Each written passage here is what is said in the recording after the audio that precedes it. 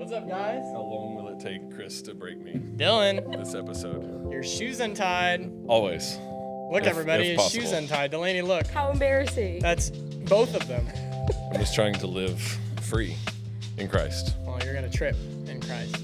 Maybe. Amen. Amen. Hey, how are you guys doing? I'm great. How are you? Oh my gosh, I've had a fantastic day at Chick-fil-A today Wow. Why a didn't good you get me start. any? because Did you- we he text already you ate about chicken this Chick-fil-A? week He You together. didn't. I brought him Cane's yesterday. It's true. I could have brought you Cane's, but you were already at Chick-fil-A. Hmm. So Well, that's okay. it's feeling a lot of left out right now. Hey, guys, I have a question. Yep. What's your question, What's Chris? what's the situation with y'all's parents? Ooh. Like, Can what? you Yeah, I'll ask elaborate. something Sure. more specific? Sure. What's the situation? Like, as we grow older, yeah.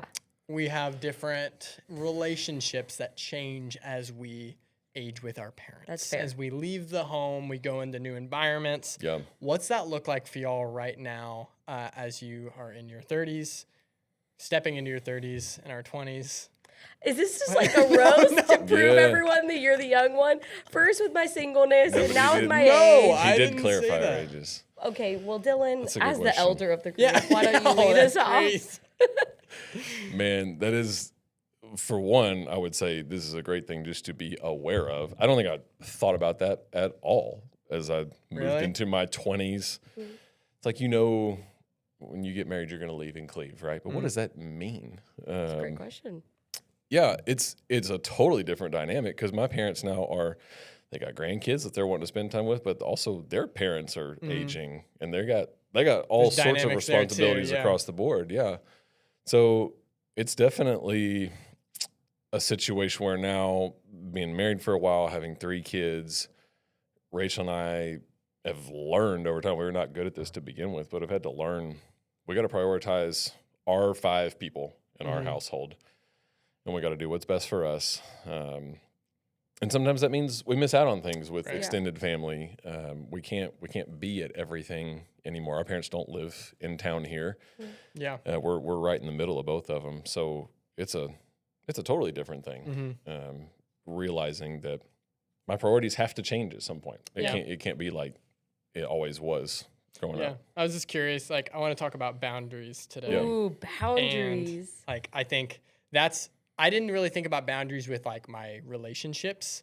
First, I thought about boundaries that I had with my parents first, because those are the Yeah. people that you know the closest and you have the deepest relationship with. And you'd think it'd be the last people you'd think you'd want to build any kind of boundaries with. But honestly, for me, it was like, I need to do something as Yeah. Yeah. as I am married. Are I they need going to figure listen this to out. this? Like, how careful do we need to be? Oh, with- I'm open.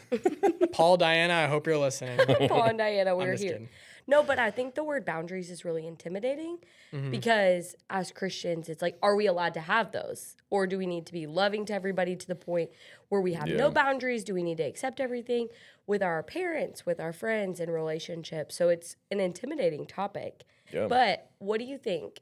Do Christians have the ability to set boundaries? Is it biblical to have boundaries? Yes, For sure. I Okay. think so. I don't know that you can point to chapter and verse and Right. say, this is what the Bible says you should set your boundaries up as. Uh-oh. Oh, she just Oh, he said no, that I and just- she Hey, I'm show opened me, the show Bible. me. No, No, I'm that's Everyone great if saw you it. got it. Maybe I'm not thinking of something. No. I've got some No. stuff. Yeah, well, I think don't be alarmed. But I think the only thing I could think of that maybe does present an argument for having boundaries is Proverbs 4, where it says to guard your heart. Yeah. And if it says like guard Yes. now it doesn't say thou shalt set boundaries, but Right. it does say to guard your heart, which Yeah. is not the Lord will guard your heart for you. It is you. Inferring. Yes. And so that's the only one that I can think of that's like, hey, Yeah. we are called to Yeah. set boundaries, but I think that because that word is very trendy right now, like Yeah. boundaries. So I think I don't think it was even a thought in those days. Like Right. exactly like the idea of the social construct of boundaries. I think they were doing it, but they didn't necessarily have names for it. right. So what is the purpose of a boundary? Like what is the purpose of setting them? I think it's like a respectful way to emotionally, physically, or spiritually, separating yourself Yeah. in a certain category from someone else. That's good. Yeah. I think first of having priorities in relationships so that everybody's in a healthy relationship. Expectations, yeah. Yeah. That's the first thing that comes to my mind Right. as far as a definition goes. Yeah. No, I think that that's good. And with the parent conversation, it's like, what does it look like to have healthy boundaries? Right. Because you said parents first. So it says we're supposed to honor our parents. So can we honor our parents while having boundaries? Yeah. Right.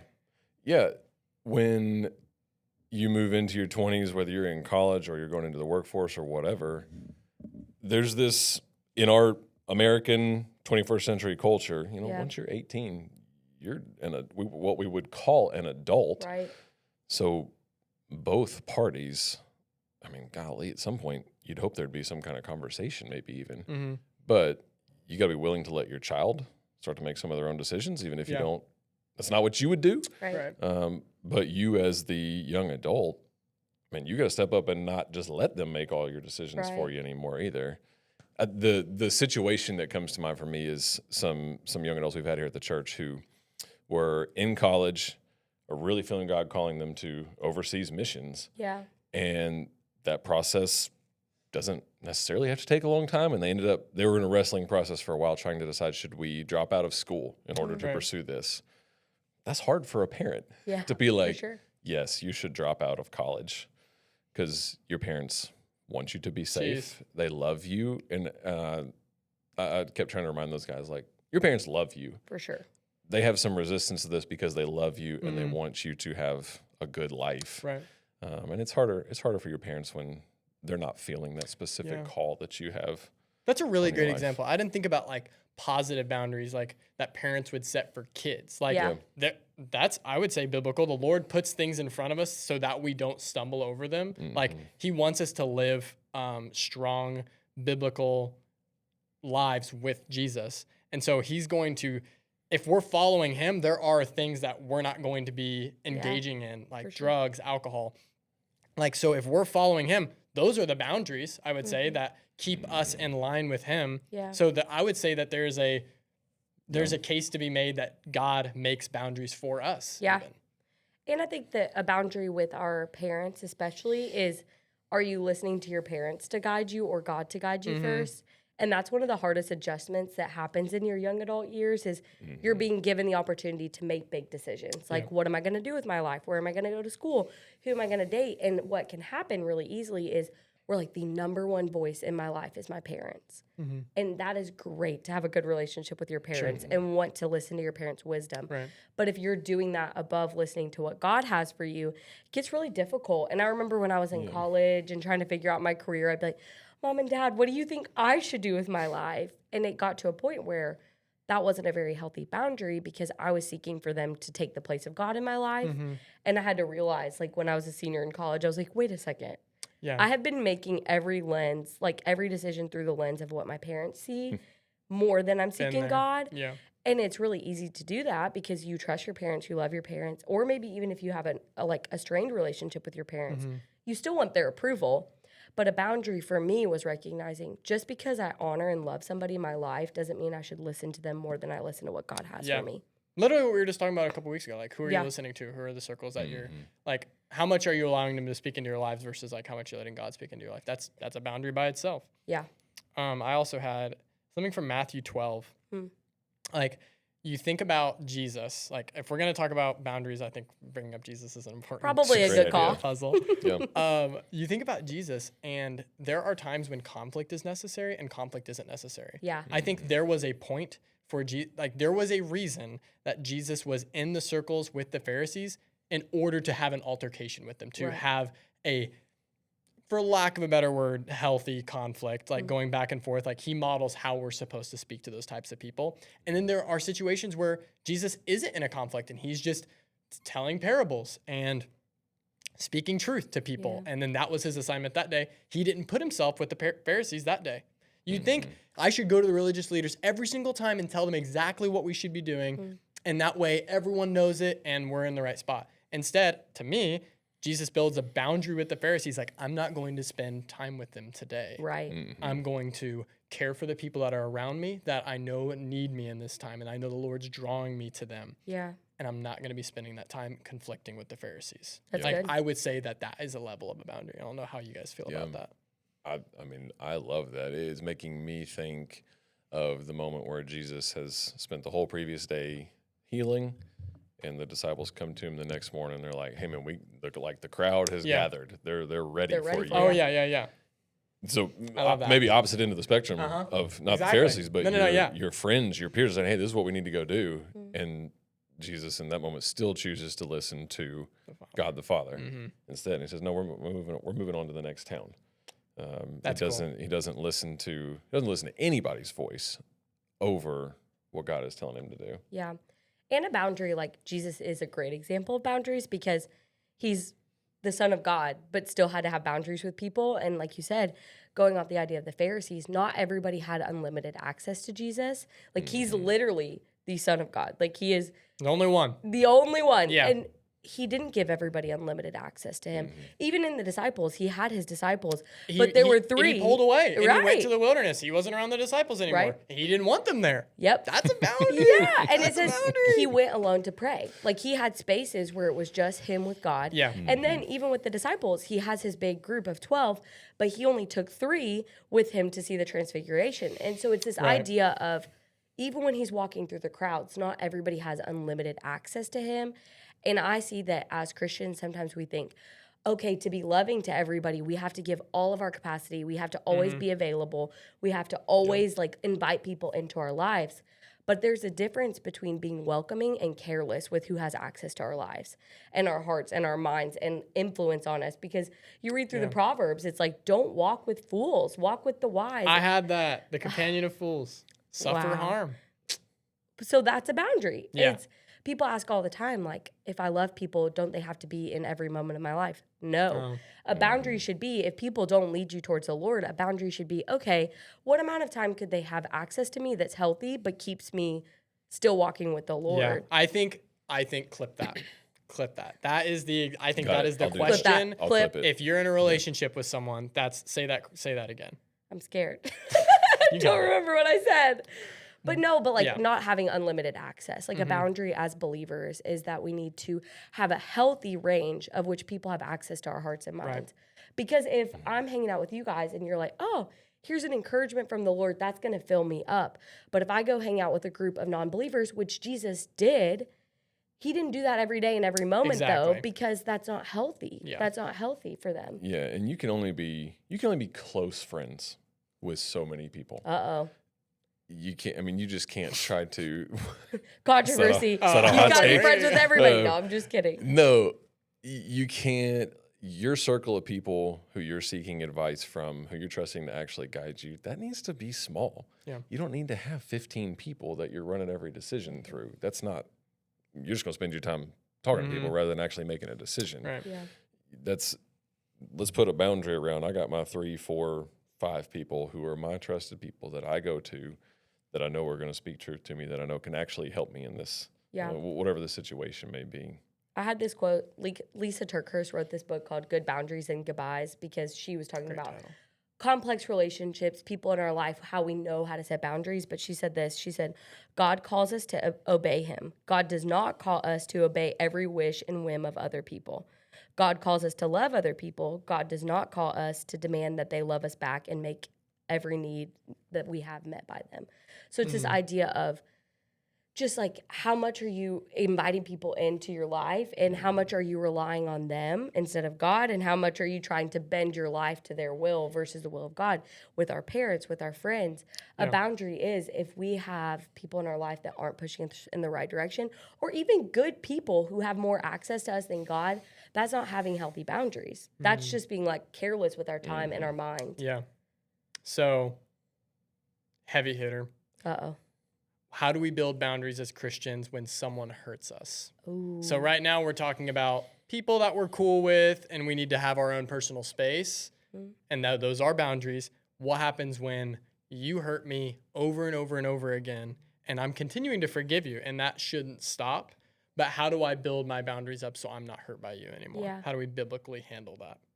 You have more in mind. Are you thinking about parents? Or are you thinking about friends? Or I'm thinking about all the above. If there's an abusive situation that you're in, absolutely get yourself out of that situation. However, there are biblical ways that we handle it as well. So, Well, what do I you guys think that there's a big misconception between forgiveness and access to our lives, where we think that Yeah. forgiveness always means reconciliation, where they have access back to us. Yes. So whether it's with parents, maybe you came from an abusive parent situation where verbally abusive, physically abusive, there's a certain level of which God's saying, hey, guard your heart, be wise about how you care for yourself. And if someone has shown you time and time again that they are not going to care for you well, inviting them into close space in your life is not being wise. It's not being wise at all. Or a friend who consistently is unkind or unloving to you. That's probably not someone that should be sitting at the table with you week after week, because it's clear that they're not going to care for your heart well. I remember one time when I was in high school, I had this really bad habit of people would be very unkind to me, and I'd be like, come on, let's go to the mall together. Let's go to eat together. And finally, my small group leader was like, sit down. You have got to stop serving your heart on a silver platter. Yeah. Wow. Like, you are basically saying, whoever leader. is around me, here's my heart. Here's a piece of my life. Let me tell you things about me. Let me invite you into my moments in space. And she was like, you are serving your heart up on a silver platter to people who are not going to take care of it. And so boundaries would be, hey, Chris has shown me time and time again that he's not going to be kind to me. So a healthy boundary is taking space back and saying, I love you as a person from a distance, but you don't have access to my life. Access is such a cool word. That's a really good way to describe it. Yeah. What are your thoughts? Yeah, you don't owe. We always offer forgiveness. We need to work towards that, but you don't owe somebody who has hurt you, who has shown that that's a pattern. Yeah. You don't owe them that access. Yeah. I think reconciliation should always be the goal. Like, if someone has hurt you over and over and over again, I think secular worldly view would be, I owe you nothing. Yeah. I don't need to ever be around you. I need to move away from you. I want the restraining order. I never want to see you another day in my life. I wouldn't consider that biblical. I think that might go against the grain a little bit. But to me, the Bible just keeps speaking forgiveness. And I don't think you can forgive and like pull yourself out of someone's life like that. I think there has to be a constant goal of reconciliation. Like, you do your best. And obviously, if that person isn't responding, you can't do it. You can't like barge into their house and be like, reconcile with me. But I think as Christians, we have a unique responsibility to reconcile with that person as long as it takes. Well, that's just Matthew 5. Blessed are the peacemakers. Yeah. That's we create it. We're trying to make peace. Yes. There's an active part of that for us. Right. And that's We the go worst seek part. out reconciliation. So hard. Yeah, you cannot control what the response is going to be, but that's not yours to control. You don't. Your part is to go seek the reconciliation. Yes. And then, I mean, you can be okay. Roommate in college. Man, this is coming out early. The on. guy that you say I look like, that I remind you of? You brought this up. You always say, hey, Chris, you make me laugh because you remind me of my roommate. So this should be interesting. Go ahead, though. Yeah, Actually, so this is who. Yeah, this is who the I remind you inspiration- of. So this should This be is good. going to take a turn for a second, Chris. But Bummer. trust me, it comes back around. No, in college, guy I lived with for 2 years. The second year of living together, we didn't speak to each other, Yikes. and which boundaries. Well, I mean, we're literally our bedrooms That's were so next hard. to each other. That's such a- I mean, your spouse, we can talk about that later. Go ahead. sorry. Oh, gosh. Rachel and I are great. Click the link down We're gonna below. look No. into the Just camera kidding. on that. No, and it's a long story that we don't need to get into, but the problem was neither of us trying to reconcile. Right. I honestly didn't even know what he was really mad at me for, but I never even tried to figure it out and Yeah. tried to reconcile at all. So that was our boundary was we don't talk to each other, Yeah. and dude, that was so lame. Yeah, We- that's not. The reconciliation came when we were both groomsmen in a wedding together, and it was like, well, this is gonna be really awkward if we're at the bachelor party weekend, and everybody's like, why are Dylan and him not even speaking? We I thought love they how were you friends. don't say his name. Well- Protect him at all costs. We're so sorry. Okay, he's not gonna care at all. The ironic thing is his name is Andrew Tate, which is very. Oh, I forgot Yeah. about that. Yes. Yeah. Not the- you not should the go buy a famous- house No, it from is him. the- no. Free advertising. Can we do that? I don't know, but we're like I text him all the time. We're such good friends Yeah. again. Once we Yeah. actually were forced into a situation where we Had reconciled. to talk. Yeah, That's the biggest we piece. both apologized. We both were like we did some dumb stuff here, Yeah. and I'm not joking. And this isn't gonna be the case for everybody. Immediately, we were back to. Isn't all that right, incredible? cool. Isn't Yeah. that by the grace of God? Seriously. Absolutely. Like, I don't know. Maybe that's just guys. I don't know. Can you? Well, girls, we're a little bit more complex than that. Like, if I saw her at a wedding, I'd be like, what do you have to say, ma'am? It's not as easy. I'm just going to be honest. But I do think that girls, especially, we look into all the little details and all the little things. And suddenly it's like somebody likes a social media post and we're like, this is to hurt me. And it's like, maybe Holy smokes. maybe their life doesn't revolve around you.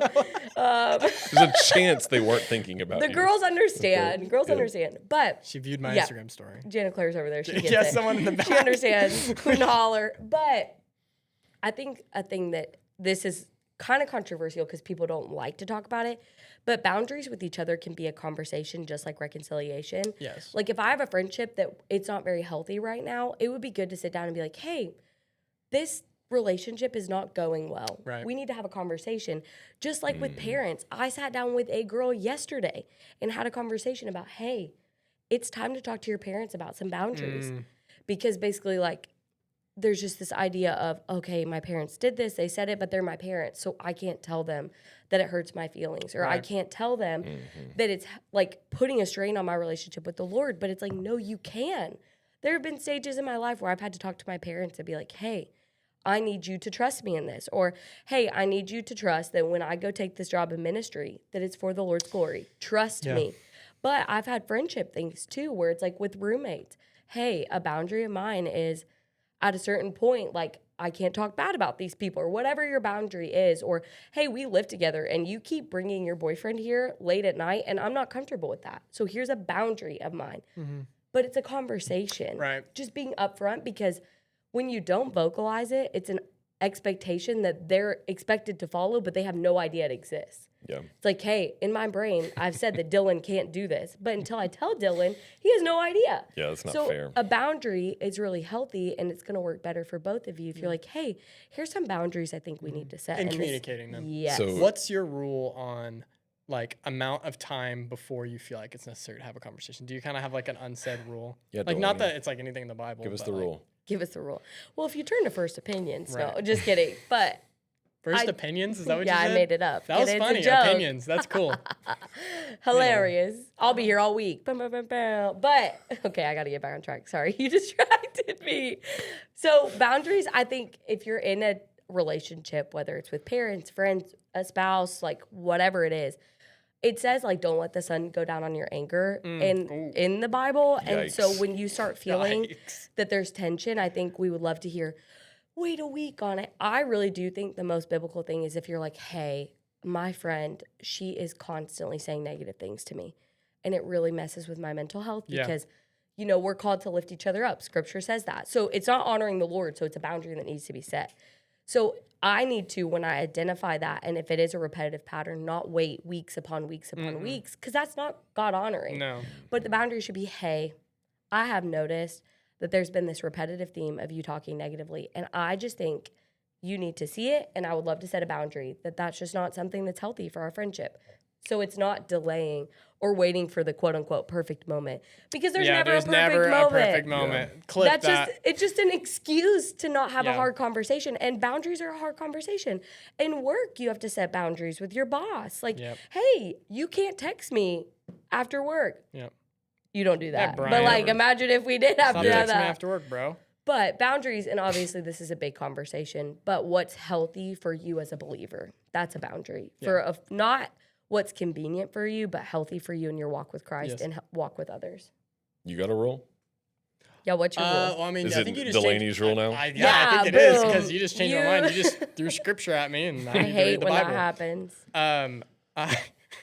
I used to say 48 hours just so I can say, am I thinking logically and thoughtfully Yeah. and like prayer? Yeah. Or am I wanting to do this out of emotion Mm. and the conversation will not be thoughtful if I say it now? Yeah. Maybe I need to give more time during the day to consider that. If I start feeling it in my heart, put other things aside until I have that taken care of. I Yeah. mean, like, we shouldn't be going to God unless we're clearing our hearts. I mean, Yeah. like, you go to God to clear your heart. So in prayer, are you doing that? So I don't know. Yeah. This is not a rule, but even being in ministry, you can. I think you were saying this earlier, Chris. Like, you don't have to be you don't have to just be a doormat for people, and people can come to you at any time with anything. And we're Christians, so we have to make the time for it. Yes. But that's not biblical. that's not healthy for either party, especially once you have a spouse, have kids someday. Like, only so many people will have access to me at any time of the day, you know. And there was a moment at one of our prayer nights. This was several years ago, where I was there, and it wasn't a night that was mandatory for staff to be there. I wouldn't just, forget the rules and head out. But in that moment, I hadn't seen my family like at all that day. It had been a long week anyways. And sitting there in that prayer gathering, I just felt God leading me like, hey, you can go home. You don't have to be at this prayer meeting right now. And I did. At first I was kind of like, but I'm on staff. Like, am I allowed to not do the thing that we're doing?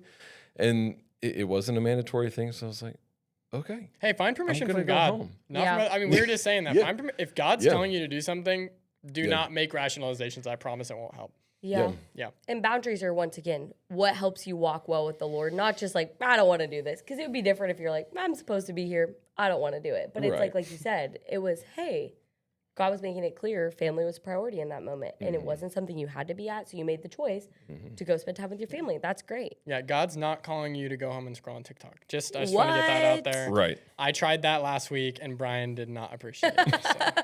So, His boss was not pleased. no. Okay, guys, we're coming to a close. So Yeah. what is your TLDR? Too long, didn't read. What is it? Reminding the people. Thank you. She This did is that for me. This is, Bup, bup, Dylan. bup. Yeah. What is it? TLDR. You made me think something earlier talking about parents. I think maybe an answer to the way, how do we still honor our parents when we're in a new phase of life? You can honor them by being honest and having a conversation with them. Love it. Giving them clarity and trying to establish clarity on boundaries with things that honors them. And that's healthy for both parties. Yeah. I think very, very simply, boundaries, like my TLDR, boundaries are okay. Communication and reconciliation are even better. Yeah. Because the goal shouldn't be to make the boundaries necessarily, like, especially Right. for people who hurt you.